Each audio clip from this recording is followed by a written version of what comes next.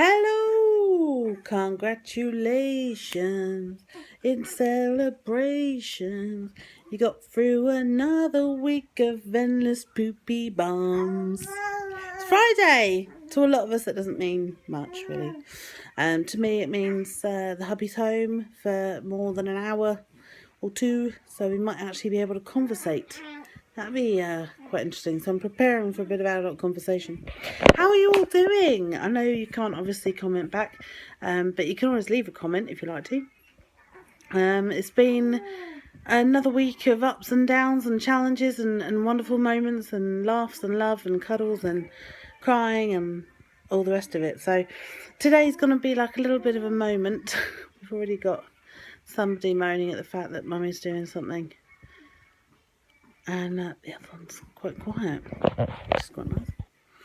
So, a quote. A friend of mine brought it to my attention. She'll know who she is. And it's quite a good one, but it gets quite deep. Do you not want me to do it? He doesn't want me to do it. So the quote goes, a mum, is like a button. And they hold... Ooh.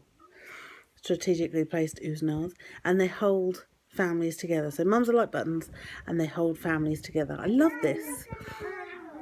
All right. You okay? Good. And I loved it. Oh, did it fall off? Can you put it back on? Go on. Let me see you. Yeah. Woo! I'm waving my little flag of joy. Okay, so I love this quote, but at the same time, got me thinking. If mums are the buttons, look at you! Wow! Beautiful. Beautiful. If you guys can imagine, I've got this pair of earmuffs from Little Mrs. Dressing Up Box. She's wearing them around her waist. And then she's got a minion cap, snap back of course, facing the other way. So she looks like she's got eyes in the back of her head, which she practically does have, to be fair, because she doesn't miss a moment. What's that, Pickle Bum Bum? Oh, okay. That's all right. I can't translate that one. Got no idea what she said. So, I love this. God, do you want to watch a programme for a minute, sweetie? I love this quote, mums are like buttons. But it did get me thinking. So, if we're a button, what is our string? What holds us in place? Because you've got to have something for yourself. Even anchors have chains to hold the boat. It's steady. So what are my strings? So my strings personally, I get a lot of enjoyment from singing. It's something that I've enjoyed. I've only recently got back into it over the last few years. Because another friend of mine, won't mention her name, got me back into the singing, got me into choir, and really built my confidence back up after it got knocked quite badly when I was a teen, which just sucks, but that's a different story. So I do open mics now with friends of mine and other bits and pieces like that. So, and I'm part of a choir. So for me, that's my outlet. That's something for me, because I really try and keep it healthy rather than destructive and unhealthy, because I think if you turn to sort of like booze,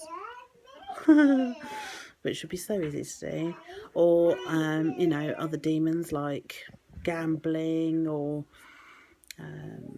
anything like that. To be fair, when I'm in a destructive mood, chocolate and cake is my downfall. I put my hands up. I'm terrible. It's just easy, quick to grab. It makes you feel good. And everything like that. So I know I'm never going to be a size 10, and I'm okay-ish with that. But that is definitely a downside. What are you doing? I have no idea what that noise was, but it sounded a bit scary. So I can definitely understand how someone could, spiral down into a bit of a depression and stuff. And then I got thinking a bit deeper into this. Yeah, I did. In the fact that, people, I can totally relate to parents who put everything into their children. Literally everything. Their whole lives revolve around them. Now, don't get me wrong, my life does revolve around my children, but I do try and keep just a little bit back from myself, be it a hobby, could be something, you know, like colouring if you're into that sort of stuff. I've got really bad sort of like, not really bad, but I'm kind of OCD, so for me colouring isn't very good because it has to be all symmetrical and same, and that doesn't really unwind me, it winds me up really. So you know, some people it might be gym, it might be walking, it might be jogging, good for you if you do that. You know, it might be, you know, I don't know, but you've got to have an outlet for yourself. Otherwise, when your kids are all grown on and, you know, they've flown the nest and everything like that, you're kind of left as a bit of a shell. And I totally get people who, you know, look back 15 years and they're like, who the hell am I? Because you do lose all your identity, you know, for the mums and also stay-at-home dads, but predominantly the mums. You kind of give up your career for your children, career, job, whatever. If you're not careful, you kind of lose your colleagues and your friends and stuff like that. You can very easily lose your social life, and you kind of lose a bit of your own identity. So it's very important, I think. Careful. Climbing. Careful. That's right. It's very, very easy to lose yourself.